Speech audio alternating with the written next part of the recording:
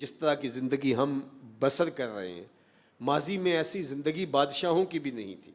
میں نے قوم عاد کی بستیاں دیکھی ہیں، قوم سمود کی بستیاں میں نے دیکھی ہیں، اصحاب رس اور شہر مدین کا علاقہ میں نے ایک زمانے میں دیکھا ہے، اور ان کے بڑے بڑے لوگوں کے گھر دیکھے ہیں جو پہاڑوں کو کھود کے انہوں نے بنائے تھے۔ تو میں وہاں بھی ان دوستوں سے جو میرے ساتھ تھے میں نے کہا کہ آج ہمارا جو رہائشی سٹائل ہے وہ ان سے بہتر ہے۔ وہ پہاڑوں کے اندر ہی تھوڑا سا ایک بیڈ نما چیز بنا لی، اور یہ اس زمانے کی ان کی عالی نسب رہائشیں تھیں۔ آج کے کھانے پینے، آج کی سواریاں، اور آج جو ہے وہ لوگوں کا آنا جانا اور زندگی کی عیش، لیکن سویر سے لے کر شام تک اللہ کی ناشکری زبان کے اوپر ہے۔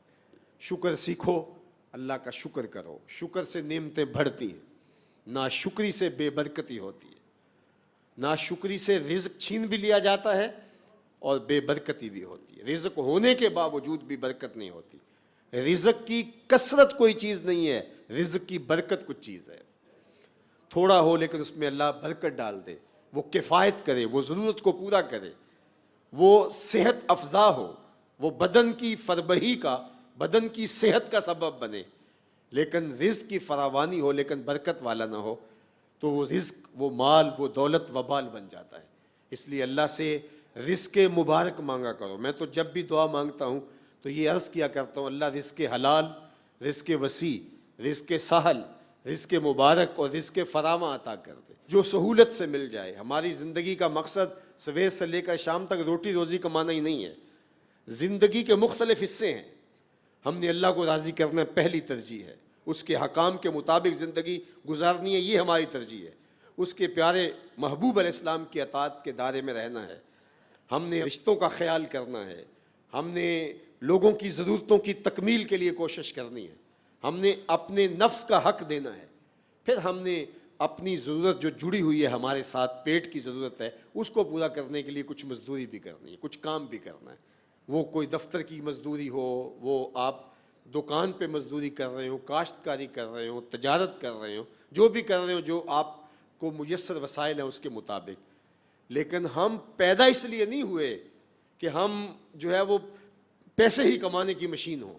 آج ہمارا مسئلہ ہو گیا سویر سے لے کر شام تک یہی کام ہے، اور لوگوں نے اپنی زندگیاں لگا دی ہیں پیسے کمانے ہیں۔ بچہ جوان ہوتا ہے تو پیسے کمانے لگتا ہے، اس نے گھر بنانا ہے، اس نے یہ بنانا ہے۔ ہم تو جو رب کا خاص وقت ہے نماز، اس میں بھی سوچ رہے ہوتے ہیں دکان پر گاہک نہ کھڑا ہو، تو پھر اس نماز میں کیا نور آئے گا؟ جس نماز میں کھڑے ہو کہ ہم رب کے نہیں ہیں، رب کے سامنے کھڑے ہو کے بھی اس کے نہیں ہیں، تو دکان پہ اس کے کیسے ہوں گے؟ اسی لیے ہمارا معاشرہ مسلمان کہلانے کے باوجود اسلامی نہیں ہے، اس لیے کہ ہمارے سجدوں کے اندر بھی خیال غیر اللہ کے ہیں۔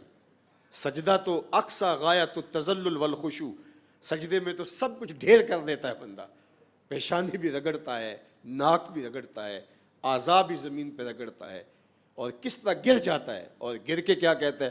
سبحان ربی الاعلی، مالک یہ ہوں میں گرا پڑا اور تو ہے سب سے اعلیٰ۔ لیکن وہاں سجدے کے اندر بھی اگر دکان پہ کھڑا ہے، سجدے کے اندر بھی کاروبار پہ کھڑا ہے، سجدے کے اندر بھی ان چیزوں پہ کھڑا ہے، تو مجھے بتاؤ وہ کھڑا کہاں ہے؟ تو اپنی زندگی کو منظم ہمیں کرنا چاہیے، جو اللہ نے میسر کر رکھا ہے اس سے ہماری اگر ضرورت پوری ہوتی ہے تو اس پہ شکر بجا لانا چاہیے۔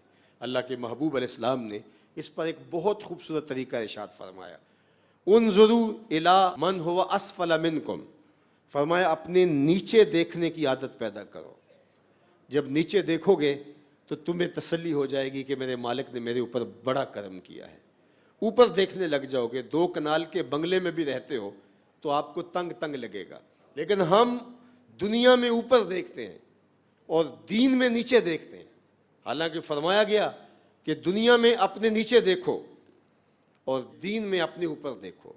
میں تو صرف 5 نمازیں پڑھتا ہوں یار، فلاں شخص تو تہجد بھی پڑھتا ہے، مجھے تو صرف اتنا نصیب ہے اور اس کے اعمال تو یہ ہیں، لیکن وہاں ہمارا انداز نظر کیا ہے؟ فلاں بخشا گیا تو ہم بھی بخشے جائیں گے۔ اچھا اگر وہ نہ بخشا گیا تو ہم نے اپنی بخشش کو اس سے جوڑ دیا۔ تو یہ ہمارا طرز زندگی ہے، ہم اوپر دیکھتے ہیں دنیا میں اور نیچے دیکھتے ہیں دین میں۔ ہمیں اوپر دیکھنا ہوگا دین میں اور نیچے دیکھنا ہوگا دنیا میں۔